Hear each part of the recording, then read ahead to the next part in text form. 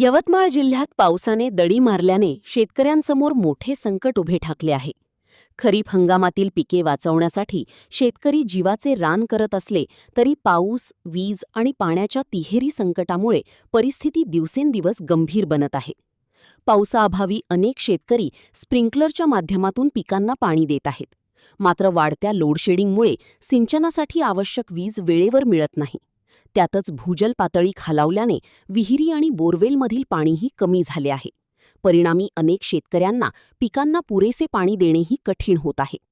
एकीकडे पावसाचा दीर्घ खंड, दुसरीकडे वीज आणि पाण्याची टंचाई.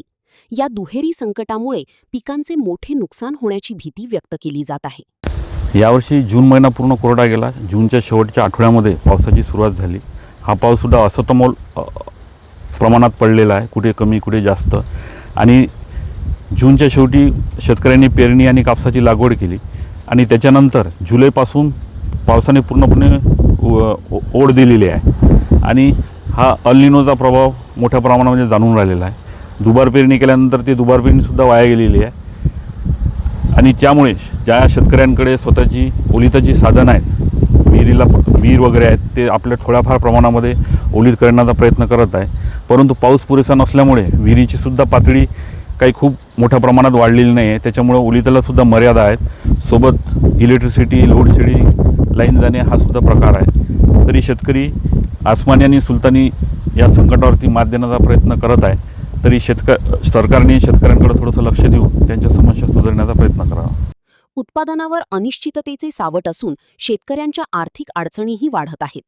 दरम्यान सरकारने कर्जमाफी आणि पीक विम्यासंदर्भात दिलेली आश्वासने अद्याप पूर्ण झालेली नसल्याचा आरोप शेतकऱ्यांनी केला आहे.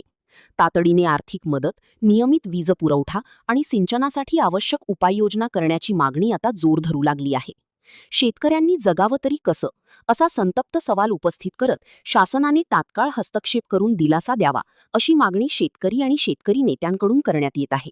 शेतकरी सुलतानी संकटाला कंटाळला आहे. त्यातच शेतकऱ्यावर अस्मानी संकटसुद्धा ओढवलेलं आहे. सरकारनं केलेली कर्जमाफीची घोषणा सरसकट सातबारा कोरा हा बार फुसका ठरला आहे. अजूनपर्यंत परिपूर्ण कर्जमाफी झालेली नाही आहे. त्यातल्या त्यात मागच्या वर्षी अतिवृष्टी होऊन 90% सोयाबीनचं नुकसान झालेलं आहे. पण यवतमाळ जिल्ह्यातून विमा वगळला गेला आहे. या सुलतानी संकटाला तोंड देता देता शेतकरी नाकी न आला. दुसरीकडे या हंगामात जून महिन्यात पाऊस हा उशिरा पडला. जूनच्या शेवटच्या आठवड्यात पाऊस कसा बसा आला. या शेतकऱ्यांनी पेरणी केली, कपाशी लावली.